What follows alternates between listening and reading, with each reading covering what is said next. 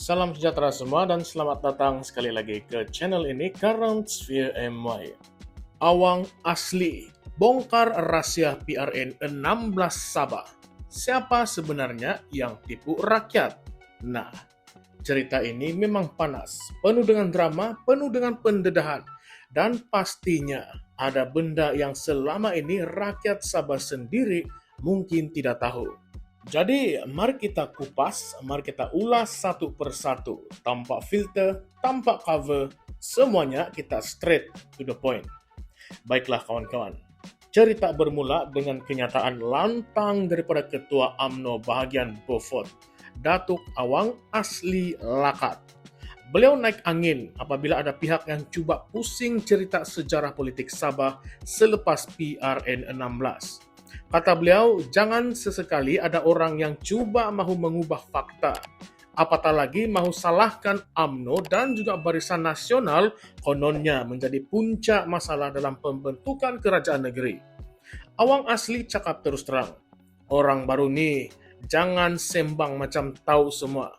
Jangan pandai-pandai mau ajar sejarah kalau tidak tahu hujung pangkal. Nah, fakta yang beliau tekankan adalah semasa PRN 16 yang lalu, bila PPBM ataupun Bersatu sebenarnya tidak berjaya pun mahu tumbangkan warisan. Realitinya warisan yang kalahkan Bersatu. Tetapi selepas PRN, Bersatu pandai-pandai pula mahu klaim yang dia boleh bentuk kerajaan. Hakikatnya Bersatu tidak cukup kerusi pun dan hanya berjaya membentuk kerajaan sebab ada Barisan Nasional yang masuk sekali. Barisan Nasional masa itu membawa 14 kerusi penting. Jadi sebenarnya siapa yang selamatkan kerajaan masa itu? Barisan Nasional ataupun Bersatu? Awang Asli membongkar lagi, isu pelantikan jawatan menteri pun ada orang cuba mau spin. Nah, beliau kata jawatan itu memang hak ketua menteri untuk tentukan. Tetapi pada masa itu ada perjanjian antara Barisan Nasional dan juga PPBM ataupun Bersatu. Sebab itu, jawatan menteri JKR diserahkan kepada Datuk Bung Mokhtar Radin. Itu adalah sebahagian daripada deal politiknya. Bung Mokhtar menjadi timbalan Ketua Menteri 1, Haji Jinor pula menjadi Ketua Menteri. Semua itu bukan tiba-tiba tetapi mengikut perjanjian rasmi. Yang lebih mengejutkan, Awang Asli sendiri mendedahkan bahwa beliau bersama Datuk Seri Kadzim Yahya. Masa itu Setiausaha Eksekutif UMNO Sabah. Sekarang Speaker Dun yang serahkan perjanjian itu kepada Datuk Hamzah Zainuddin, Setiausaha Agung PPBM ketika itu. Perjanjian itu bukan sekadar cakap mulut tetapi ada hitam putih dan telah ditandatangani.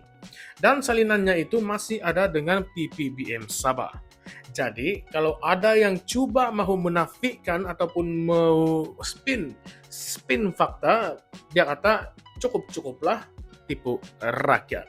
Nah, tapi apabila keluar kenyataan daripada Ketua PGRS Moyog, Size Mandela Malakun, yang cuba menyalahkan UMNO BN pasal pembentukan kerajaan Sabah selepas PRN 16, Awang Asli terus membalas dengan keras. Kata beliau, tuduhan itu memang tidak betul dan sengaja dibuat untuk mengelirukan rakyat. Beliau menegaskan rakyat tidak perlukan drama kosong. Yang rakyat Sabah mahu ialah ketelusan, keikhlasan, kestabilan politik, dan pembangunan. Janganlah sibuk dengan angka yang kononnya Sabah sudah maju. Sedangkan realitinya rakyat masih jauh lagi ketinggalan, masih banyak kawasan pedalaman yang tidak dapat menikmati kemajuan sebenar. Sekarang, kalau kita throwback balik, PRN 16 pada tahun 2020 itu memang menjadi turning point yang besar politik Sabah. Warisan pada masa itu dapat 23 kerusi.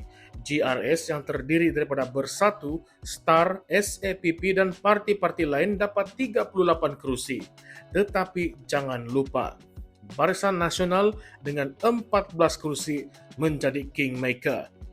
Tanpa Barisan Nasional tidak akan ada kerajaan Haji Jinor. Itu adalah fakta, kata beliau.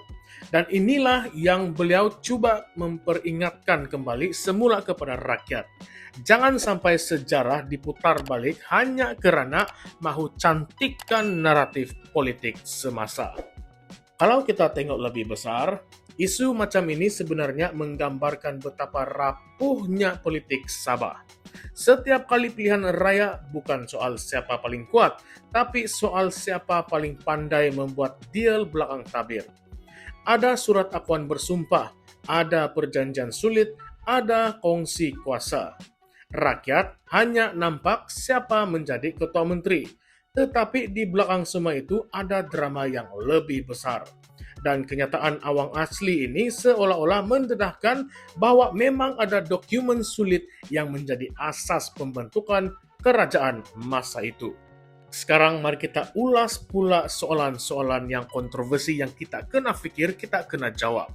Kalau betul semua ini ada perjanjian rasmi antara Barisan Nasional dan juga PPBM, kenapa benda ini tidak pernah dihebahkan daripada awal kepada rakyat?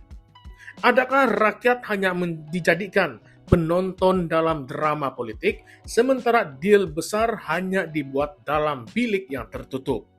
Adakah betul Barisan Nasional sebenarnya lebih berkuasa daripada Bersatu masa itu, tetapi terpaksa memberikan laluan sebab mahu menjaga image GRS? Kalau perjanjian itu sahih, kenapa sampai hari ini ada pihak yang berani menafikan kewujudan ataupun cuba untuk spin fakta? Dan paling penting, adakah PRN 17 nanti akan mengulangi lagi skrip yang sama, yaitu BN sekali lagi menjadi kingmaker, ataupun kali ini warisan pula akan kembali mengambil peluang? Nah, persoalan ini memang besar. Rakyat Sabah berhak tahu siapa yang sebenarnya pegang kuasa selepas PRN 16. Adakah Haji Jinor sekadar muka depan, sementara Bung Mokhtar dan UMNO menjadi pemain sebenar di belakang tabir? Atau semuanya hanyalah permainan naratif politik semata-mata? Inilah yang membuatkan kita tertanya-tanya, sejauh manakah kebenaran yang didedahkan oleh awang asli ini? Jadi, kamu rasa macam mana? Betulkah ada pihak yang cuba memutarbelitkan sejarah PRN 16? Atau sebenarnya semua pihak cuba cuci tangan sebab takut terdedah rahsia perjanjian sulit itu? Kalau mau tahu lebih banyak lagi kisah panas politik Sabah menjelang PRN 17, pastikan kamu tekan butang subscribe, like video ini, dan share video ini dengan kawan-kawan Anda yang lain. Sebab dalam channel ini kita tidak akan biarkan cerita politik yang kabur menjadi misteri. Kita akan bongkar satu persatu sampai jelas siapa yang sebenarnya berkuasa. Ingat, ini bukan sekadar cerita pilihan raya. Ini adalah cerita survival politik Sabah. Jadi, stay tune sebab episode seterusnya mungkin akan lebih panas daripada apa yang kamu sangka. Baiklah, jangan juga lupa kita tidak memfitnah, kita tidak menuduh, kita tidak mencipta naratif yang palsu. Tetapi dalam channel ini kita membongkar, kita persoalkan dengan soalan-soalan kontroversi untuk menjadi pegangan ataupun menjadi inspirasi di setiap seorang kita. Baiklah kawan-kawan, salam sejahtera semua dan salam perjuangan, salam reformasi. Kita jumpa lagi di konten yang seterusnya. Sekian saja. Jangan jadi bodoh, kena bijak dalam berpolitik. Terima kasih semua.